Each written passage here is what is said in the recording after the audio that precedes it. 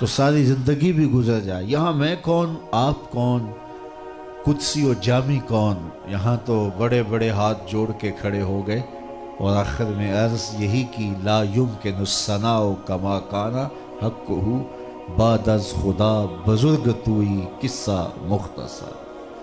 تو یہاں تو ہر کوئی دم بخود نظر آتا ہے، یہاں لفظ چھوٹے ہیں ان کی ذات بڑی ہے۔ تو جو بھی اس عنوان پہ آیا اللہ اکبر، اس نے اپنی بے بسی کا اظہار کیا۔ ابن حاج نے لکھا ہے کہ فضائل مدینہ کا حصر نہیں ہے، حضور تو حضور رہے نا، جس خاک پہ حضور کے قدم لگے ہیں اس کی مدح و ستائش کرنے بیٹھ جائیں تو اتنے کمال ہیں کہ وہاں زندگیاں بیت جائیں اور ان کے کمالات کا حصر اور شمار نہیں ہے، تو پھر محبوب کی عظمتوں کا عالم کیا ہوگا۔ لیکن اس کے باوجود یہ ہماری ذمہ داری ہے، مذہبی فریضہ ہے۔ ابن تیمیہ نے لکھا ہے کہ حضور کی مدح کا قیام دین کا قیام ہے۔ وہ کہتا ہے کہ حضور علیہ السلام کی مدح کو قائم کرنا دین کو قائم کرنا، اور اگر کسی سے یہ فریضہ رہ گیا اس سے ایک اہم رکن رہ گیا۔ اور آقا کریم علیہ السلام نے اپنی مدح کا خود قیام کیا ہے اور حضور کے اصحاب نے یہ کام انجام دیا۔ حضور کے سامنے مجلسیں سجی ہیں حضور کے ذکر کی، اور حضور کے ذکر کا چراغاں ہوتا رہا ہے، اور آقا کریم نے اس پہ داد و تحسین دی ہے۔ جب کعب بن زہیر کے لیے سخت آرڈر حضور کی جانب سے جاری کر دیے گئے فتح مکہ کے دن، حضور نے کچھ لوگوں کو تو کہا کہ ہاتھ کھڑے کر لیں، اسلحہ پھینک دیں، حرم میں چلے جائیں، ابو سفیان کے گھر میں پناہ لے لیں، امان مانگ لیں، ان کو معاف کر دیا جائے۔ لیکن کچھ لوگ تھے جن کے بارے میں نام لے لے کے کہا کہ انہیں معافی نہیں ہوگی، اور یہ وہ لوگ تھے کہ جنہوں نے حضور کی ہجو کہی تھی، حضور کی توہین کی تھی۔ ابن خطل تھا، کہا کہ یہ جہاں بھی ملے اسے قتل کر دو۔ یہ کعبۃ اللہ کے پردے کے اندر چھپ گیا، وہاں سے نکال کے قتل کیا گیا۔ ان میں ایک نام کعب بن زہیر کا تھا۔ حضور نے فرمایا من لقی منکم کعب بن زہیر فلیقتلہ، تم میں سے اگر کسی کو کعب بن زہیر مل جائے تو اسے چھوڑنا نہیں، قتل کر دینا۔ اسے جب پتہ چلا ابن خطل بھی مارا گیا ہے، خیر میری بھی نہیں ہے، تو یہ بھاگ گیا مکہ چھوڑ کے فتح مکہ کے دن۔ اس کے بھائی نے اس کو خط لکھا، کتنی دیر تک چھپتا پھرے گا؟ حضور کے غلام تو کائنات کے گوشے گوشے میں پھیل رہے ہیں، کہاں بھاگ جائے گا؟ وہ تجھے بھاگنے نہیں دیں گے۔ گلی گلی میری یاد بچھی ہے، پیارے رستہ دیکھ کے چل۔ گلی گلی میری یاد بچھی ہے، پیارے رستہ دیکھ کے چل۔ مجھ سے اتنی وحشت ہے تو میری حدوں سے دور نکل۔ کدھر جائے گا؟ کہا کہ ایک دن تو پکڑا جائے گا اور تجھے تہہ تیغ کر دیا جائے گا۔ تو اس نے کہا پھر؟ کہا ایک ہی راستہ ہے۔ کسی طرح حضور کے غلاموں کی نظروں سے بچتا ہوا حضور تک پہنچ جا اور حضور کے سامنے معافی کا طلبگار ہو جا۔ مجھے امید ہے رحمت للعالمین معاف کر دیں گے، لیکن کسی غلام نے دیکھ لیا تو چھوڑا نہیں جائے گا۔ رات کی تنہائیوں میں چھپتا چھپتا وہ مدینۃ المنورہ پہنچا۔ حضور یہاں سے مراجعت فرما چکے تھے مدینۃ المنورہ۔ رات کہیں اس نے گزاری، جب صبح کا وقت ہوا حضور آئے تو یہ بھی چہرے پہ چادر اوڑے بکل ماری ہے اور حضور کی خدمت میں آ گیا اور عرض کرتا ہے حضور اگر کعب کو ڈھونڈ لائیں تو اسے معاف کر دیں گے۔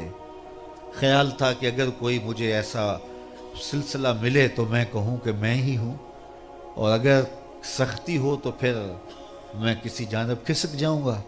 تو چہرے پہ بکل ماری اور حضور کے سامنے آیا اور کہا کعب کو ڈھونڈ لائیں تو معافی ہو جائے گی۔ میرے آقا مسکرا کے بولے تو آ گیا ہے، میں نے معاف کر دیا۔ اللہ اکبر! کوئی اتنا کریم بھی ہوتا ہے؟ تو کہا جا تجھے میں نے معاف کر دیا۔ تو کعب کو تو توقع نہیں تھی کہ اتنی جلدی کرم ہوگا۔ اس نے کہا حضور میں اس زبان سے آپ کی ہجو بولتا تھا، اب اس زبان سے آپ کی مدح کہنا چاہتا ہوں۔ جرم یہی تھا جس جرم کی پاداش میں یہ اس کے لیے آرڈر دیے گئے تھے. تو کہا حضور میں اب مدح بولنا چاہتا ہوں. حضور فرمایا ذرا ٹھہر جاؤ. ممبر بچ گیا. اتنی دیر میں صحابہ بھی آ گئے, مجمع لگ گیا. اب کعب ممبر پہ جلوہ فراز ہوتے ہیں. اللہ اکبر. جو ساری زندگی ہجف کرتا رہا, آج اس کے سینے میں حضور کی محبت جاگی, حضور کا پیار ملا تو ایمان کا چراغاں ہو گیا. اور ابھی کھڑا ہو کے کہتا ہے حضور ابھی میں کچھ بولنا چاہتا ہوں. فرمایا ٹھیک ہے کھڑے ہو جاؤ. تو کعب کھڑے ہوئے اور کیا بولتے ہیں, قصیدہ بانت سعاد, یہ معروف عربی کا قصیدہ ہے, یہ حضرت کعب کا ہی ہے. تو یہ برجستہ انہوں نے حضور کی بارگاہ میں یہ نعتیہ کلام کہا. کیا کہا, اتیت عند رسول اللہ معتذرا والعذر عند رسول اللہ مقبول. لوگوں میں معافی مانگنے آیا تھا, مجھے پتہ ہی نہیں تھا کہ اتنی جلدی معاف کر دیا جاؤں گا, اور یہاں عذر ایسے قبول ہوتے ہیں. اس کا اگلا شعر دیکھیے, ان الرسول لنور یستضاء بہ محند سیف من سیوف الہند مسلول. بغیر شک کے یقیناً بلا شبہ اللہ کے نبی نور ہیں. یہ کون کہہ رہا ہے؟ جو ابھی ایمان لایا, نہ درس نظامی پڑھا, نہ کسی مدرسے میں گیا, نہ چلا کاٹا, نہ سے روزہ لگایا, نہ اس نے کسی جو ہے وہ کسی کی صحبت کے اندر وقت گزارا, نہ گشت کیا, نہ لوٹے بھرے, نہ محنت کی. ابھی ایمان لایا, ابھی اندر چراغاں ہوا, چہرہ رسول دیکھا تو بے ساختہ پکار اٹھا, ان الرسول لنور.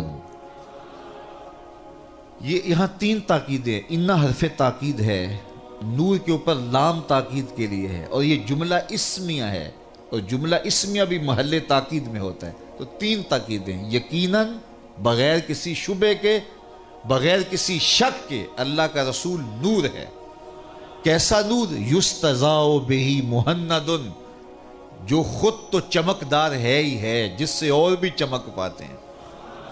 اسی کا ترجمہ میرے امام نے کیا تھا, چمک تجھ سے پاتے ہیں سب پانے والے, میرا دل بھی چمکا دے چمکانے والے. ان الرسول لنور یستضاء بہ محند سیف من سیوف الہند مسلول. ہندوستان کے لوہے کی تنی ہوئی تلوار ہے. ہندوستان کا لوہا صلابت میں, سختی میں بڑا مشہور تھا. تو اس نے کہا کہ ہندوستان کے لوہے کی تنی ہوئی تلوار. تو اللہ کے محبوب نے اصلاح دی, فرمایا نہیں, مجھے ہندوستان کے لوہے کی تلوار نہ کہو, بلکہ سیف من سیوف اللہ مسلول, مجھے اللہ کی تلوار کہو. نعت میں اصلاح دینے کا آغاز میرے حضور نے خود فرمایا. اور یہاں ایک اور بات, جملہ اولا میں اصلاح نہیں دی, ان الرسول لنور, یہاں اصلاح نہیں دی چونکہ یہاں اصلاح کی ضرورت نہیں تھی. اور دوسری جگہ اصلاح کی ضرورت تھی, جہاں اصلاح حضور نے دی, کہا مجھے ہندوستان کے لوہے کی تلوار نہ کہو, مجھے اللہ کی تلوار کہو. اب یہاں ایک باریک نکتہ آپ کو سمجھانا چاہتا ہوں, اور وہ یہ کہ ہندوستان کے لوہے کی تلوار کہنا اس کی صلابت کی وجہ سے تھا, اس میں کوئی اہانت نہیں تھی. کہا جا سکتا تھا چونکہ تشبیہ دی جاتی ہے کسی خاص وجہ سے, اور وہ وجہ تھی صلابت. تو صلابت تلوار کا حسن ہے, جتنا لوہا سخت ہوگا اتنی تلوار کی کاٹ زیادہ ہوگی. تو تلوار کی کاٹ کی وجہ